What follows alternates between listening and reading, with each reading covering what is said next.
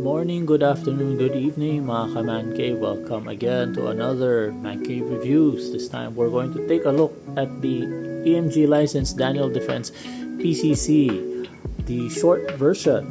So meron tong dalawang style, meron tayong long at saka short. This right now is the short version. So buksan natin yung box and tingnan natin yung laman niya. So out of the box, makikita nyo sir, mga sirs, we have instruction manual. Tsaka meron rin siyang patch.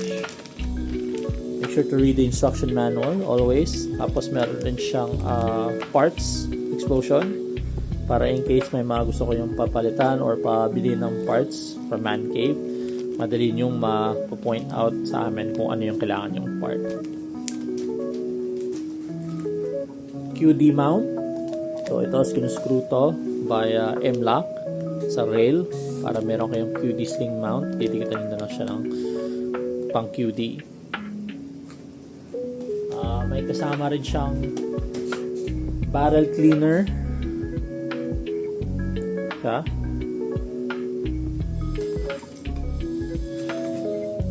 PCC 9mm style magazine. Marami po kaming mga stock nito, so in case kumuha kayo ng unit, hindi kayo magkukulang sa magazines.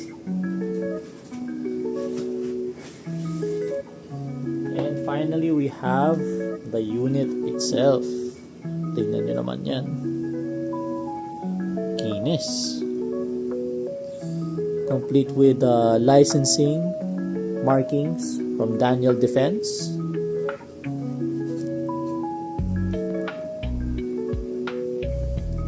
Very nice, very nice.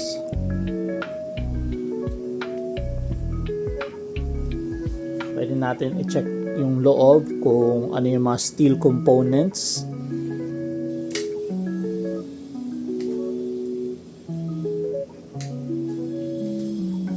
As usual, Man Cave tool set.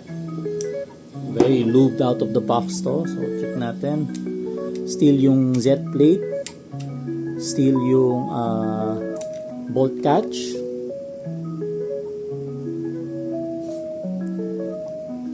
Steel yung roller.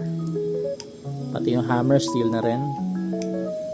Steel yung reset plate.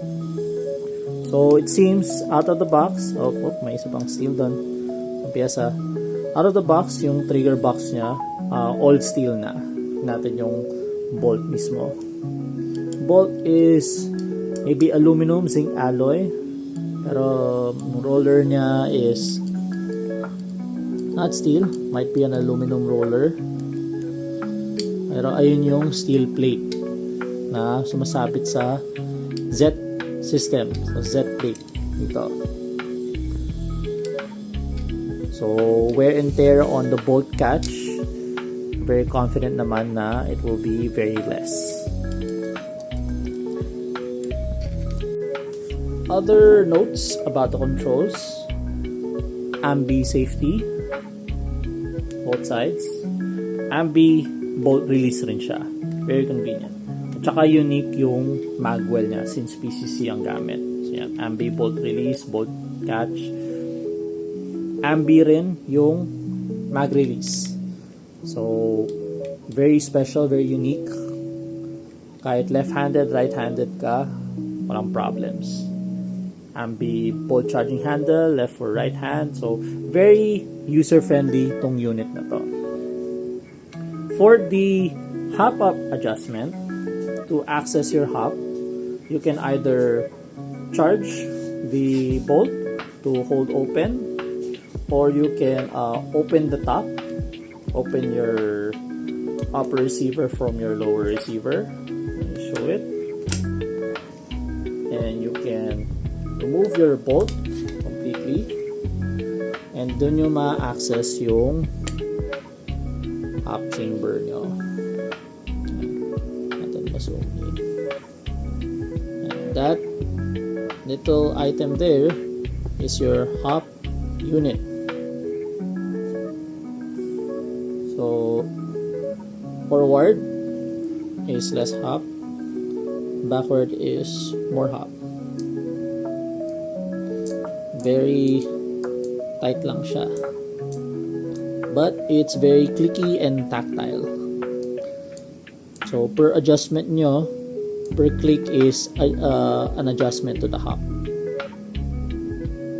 I'd say it's easy enough to adjust, and just a little work to open and close your upper and lower receiver. Or again, as I mentioned, you can bolt hold open your unit to access the hub, because as you can see over there, it's very visible and reachable with your fingers naman. Right now we're going to test the FPS on 0.2 gram BBs using 12 kilogram gas. First shot 380, next shot 369, 365, 360, stable at 1.2 joules on 0.2 gram BBs using 12 kilogram gas. Okay, so what is our final thoughts on the EMG Double Eagle Manual Defense License PCC? Out of the box, it's a very solid unit. Thanks to the imitation of the TMZ system, it has a TM spec MWS trigger box that is all steel out of the box already. So the sear, the hammer, the trigger, and the reset plates are all steel. So you won't have any reliability issues. Also, thanks to the steel plate on the bolt that is catching on the Z plate, there won't be much wear on the bolt catch part of your bolt. The only issue we noticed that might be something you might be concerned of in the long run is the rear of the bolt itself. The bolt is not steel. It is only most likely an aluminum or zinc alloy.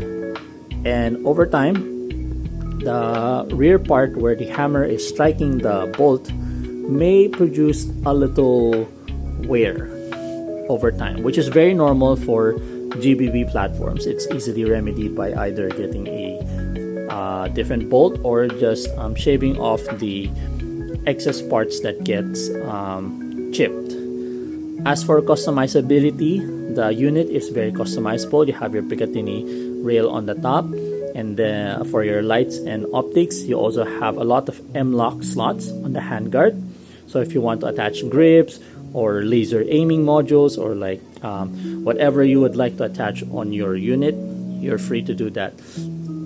The muzzle brake is also replaceable with any unit you desire. You can attach suppressors, you can attach a longer outer barrel, or maybe you have a different preference for a muzzle device. The buttstock and the grip is replaceable with any GBB spec replacement parts, GBB spec grip, GBB spec buttstock. Because the unit has a lot of ambidextrous controls, it's very user-friendly for both right and left-handed users.